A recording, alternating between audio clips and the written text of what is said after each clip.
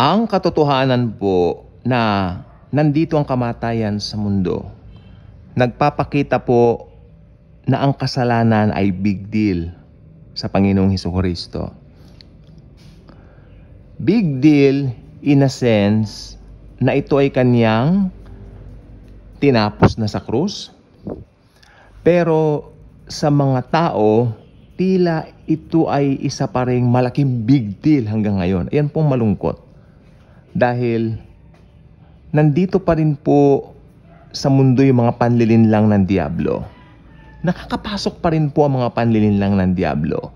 Marami pong panlilinlang ang Diablo na hanggang ngayon ay nararanasan pa rin. At ang masaklap po nito, yung mga ibang Kristiyano na hindi naman po malalim sa salita ng Panginoong Hesukristo, madali rin pong magoyo ng mga maling katuruan na atin pong na-adapt. Dahil lang po sa mga sabi-sabi, tradisyon, kaugalian, o mga bagay na nagsisirculate na mula nung pinanganak tayo. Ito po ay hindi po maikakailat, maitatanggi. Isa po dito ay ang paniniwala sa mga multo. Multo means, ito yung pag namatay daw ang tao, nandito pa rin po sa lupa yung tao, kinukuha yung mga bakas niya, at nag-i-stay dito ng 40 dias o 40 days. At after that, pupunta na raw po kung saan siya nakadestin tumungo. Malaki po itong kalokohan, kahibangan, at walang saysay. Wala pong batayan ng mga ganyan na paniniwala. Pero bakit nangyayari yung mga bagay na nakakatuwa? Mga bagay na hindi maipaliwanag ika. Alam po ninyo, nung namatay po ang aking grandmother sa side ng aking daddy, ang dad ko po ay nakaupo doon sa tabi ng aking grandma when she passed away. Wala po kami noon dahil may lakad po kami. At daddy ko po tinawag syempre bilang mother niya. Opo, kailangan pong pumunta ng daddy ko para, at least kung pumano man yung lola ko, nandun po ang daddy ko sa tabi. Okay. Nakita ng daddy ko yung pagpikit ng mata ng lola ko bago ito malagutan ng hininga, hindi po ba? Noong namatay na yung lola ko, alam niya, patay na, Patay na, iniiyakan na and all that. Lumingon ang daddy ko doon sa left side niya, and then, pag ganun niya, nandoon yung lola ko, nakatingin daw sa kanya. Talagang nakatingin, lola ko yun. Tinignan ng daddy ko, "You are not my mother. My mom passed away," sabi ng daddy ko. "Satan," sabi niya, "lumayas ka. Hindi mo ako malilin lang." Then umalis yung kung sino man yon. Diba? Kasi alam ng daddy ko, ang daddy ko Bible reader, believer ng Panginoong Jesus. Tagal na. Hindi siya malilin lang ng mga ganyan. Kaya sabi ko po, iba na talaga pa nagbabasa ka ng Biblia. Nasa Bible po kasi yung mga katotohanan na gustong iparating sa atin ng Panginoong Hesukristo. Maraming panlilin lang ang Diablo na gusto niyang isipin natin na yung mga namatay nating mahal sa buhay, sila pa rin yon na nandito pa rin sa lupa, kinukuha nga raw ika yung mga bakas, mga ganyan. Tapos, nag-i-stay ng 40 dias dito. At after that, pupunta raw sa destination kung saan man. Hindi po totoo yan. Ang pag namatay ang tao, pupunta agad dito sa kanyang destination. Whether heaven, kung tumanggap kay Jesus, at hell kung nireject si Jesus. At ito pa po dalawa lang po ang pupuntahan ng tao, wala pong in-between.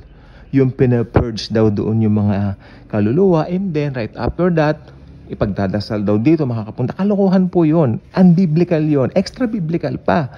Diba? So, when you read the Bible, read it with its context and read it according as it is.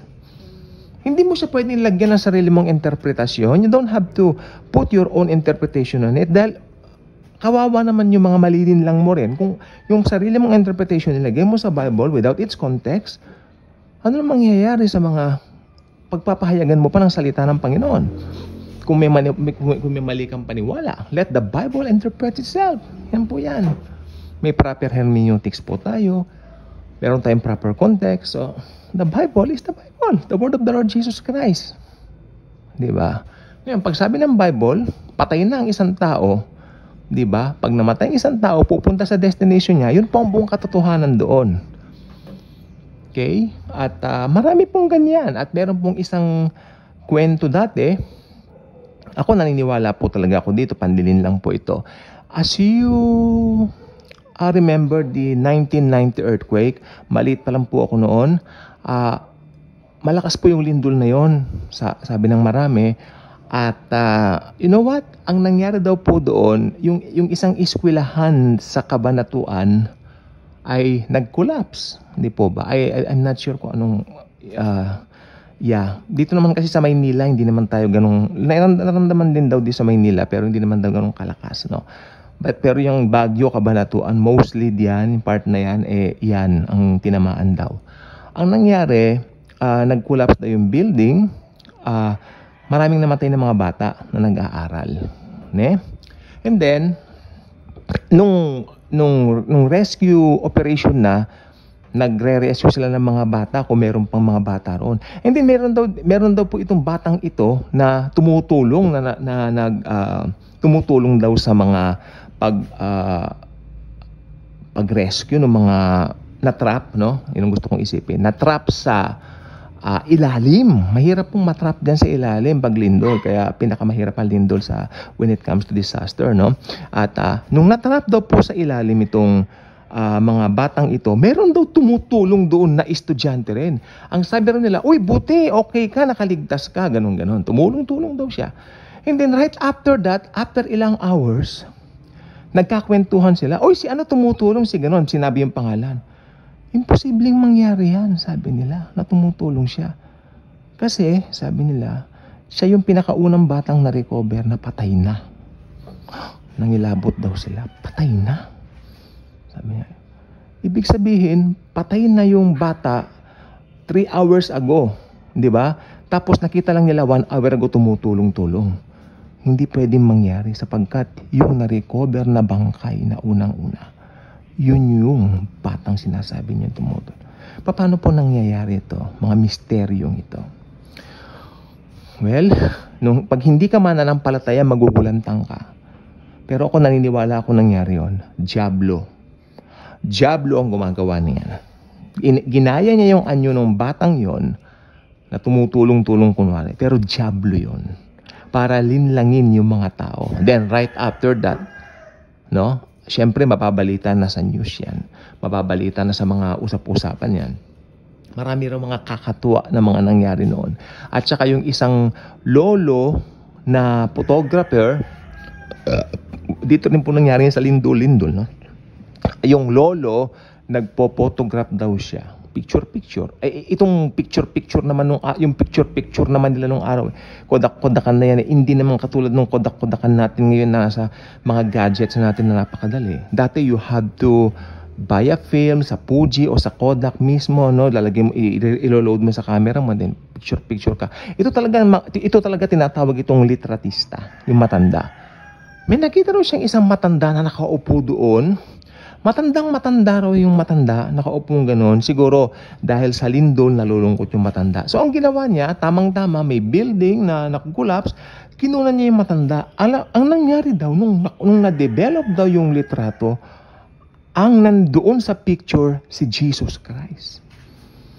Another story na talagang pinatutuhanan niya nung nabubuhay pa yung lola ko, sinasabi po niya sa amin. Totoo yun, sabi ng lola ko, na narinig yan doon. Nagsisirculate.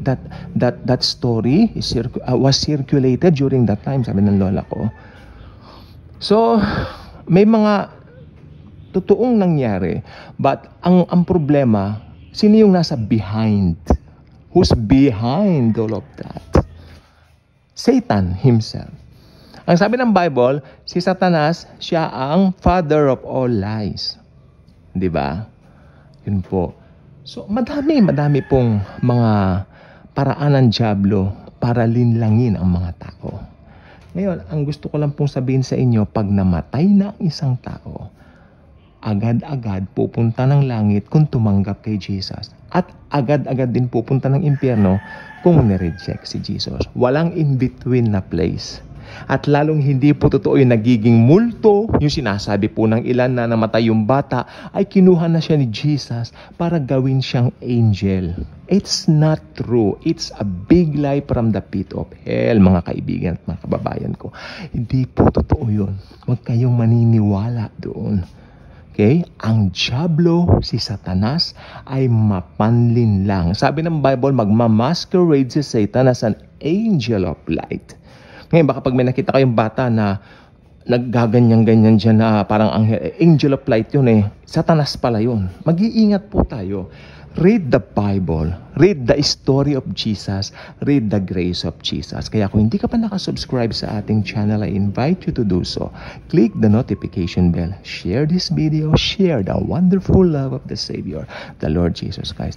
Promise ko, marami pang mga multo, mga aswang, mga ganyang kwento rito sa channel natin na mai-enjoy nyo rin po in the coming days. So, thank you, and Jesus truly loves us all.